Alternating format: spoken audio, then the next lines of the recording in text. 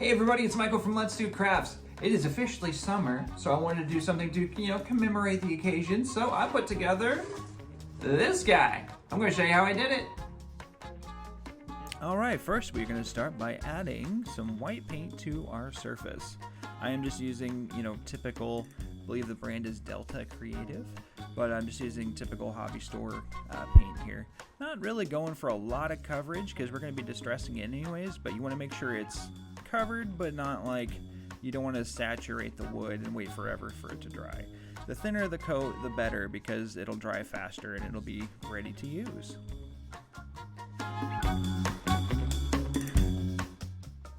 Okay, so here we've got a pretty solid coat. You can still see a little bit of wood through it, which is kind of the look we're going for to get that real rustic vibe, So I am just kind of putting up some finishing touches here, and then we are going to let it dry.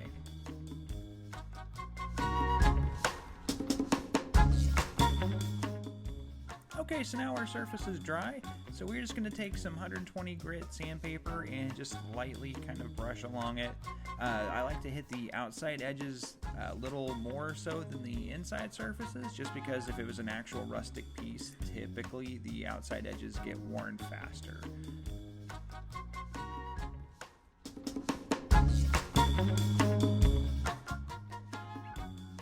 Here I've switched to a heavier grit sandpaper to get those edges and some other larger wear spots that I would like. This is just a personal preference. I just like the more distressed look, and there's really not a right or wrong way to do this.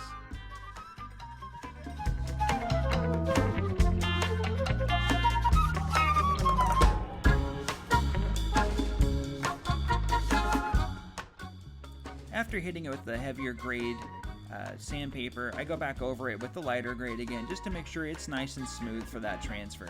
The transfer is going to work best if you have a smoother surface to use it on. It does work on rougher stuff, but it definitely does come out cleaner when it is a smoother surface.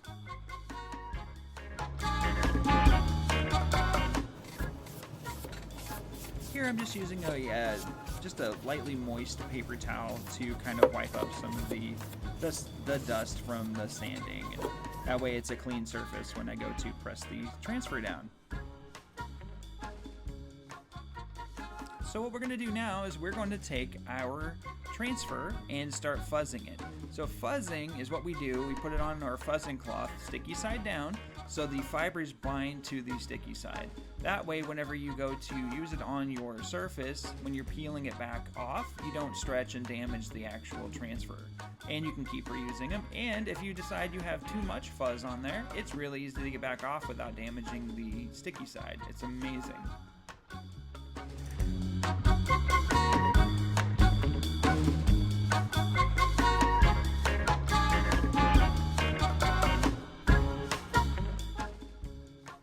So this is where the fun begins. Sorry, huge Star Wars nerd, had to say it. So we are going to align our transfer onto our surface here. This actually went really well for the first time. I went through and I just kind of used the outside edge and kind of watched the negative space on the transfer to get it to align better that way. But it worked really well. I was very happy with the alignment on this. Here I'm going to start with gray. The actual color is Storm Gray. It is the color they sent with the transfer. I already had a jar of it, so I'm actually just using it out of the jar. But same color that you would get in a tinier paste sample packet.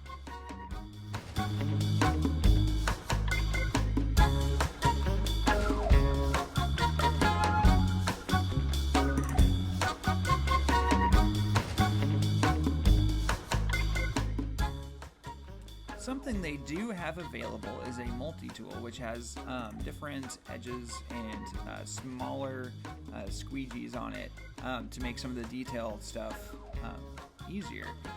But I really wanted to try and do this project with as little as possible, so I decided to stick with just the one squeegee to show you that it is possible, that you don't have to have all the fancy tools if you don't really want them. I personally love accessories. I don't know why. I'm just addicted. If there's like a new tool out there that I can go get, I have to. Yeah, it's just who I am. But if you really just wanted to use one squeegee, I kept a thing of wet wipes in between each color, and I just rubbed it off, kept it going. But yeah, it's totally possible to do all these projects with just having, you know, the bare minimum tools as well.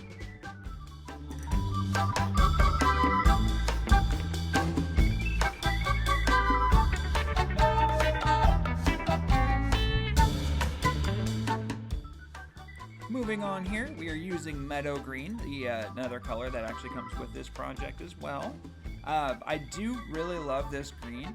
I think that I would probably use a little bit brighter green next time, but you know, personal preferences. Use whatever you feel looks good, because after all, it's your project. It's how you want to do it.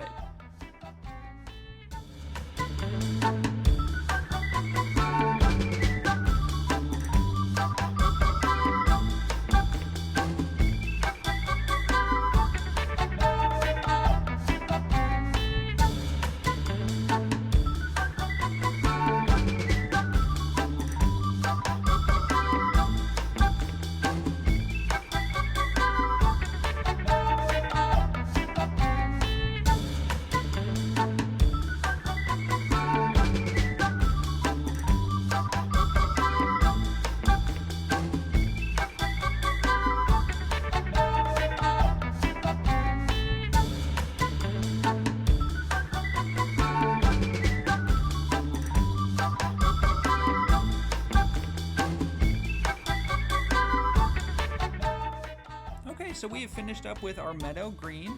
Now we're going to be doing a chalk and pull method. The idea here is that you can pull it and not let the colors dry all the way, which can cause issues when you peel it off your surface, but you don't want to pull the transfer all the way off. You want to leave that back edge there so you can lay it back down and line it back up. I'm going to do a separate video on this later on. I had a little bit of an issue with the chalk, which is completely my fault. I didn't let the surface paint, the acrylic paint that I use on the surface, dry long enough in between it and starting this project, and so the paste actually stuck really well to that acrylic paint, and when I peeled it off, some of the paint and chalk came with it. But I called it a happy mistake because I really loved the way it came out. It has a really awesome rustic vibe to it now. Again, not exactly what I was aiming for, but not mad about it. Can't say I'm mad about it. So here we've moved on to the Bumblebee Yellow, the other color that comes in the sample packets in the Club Couture setup. But it is a super bright yellow. I absolutely love this color.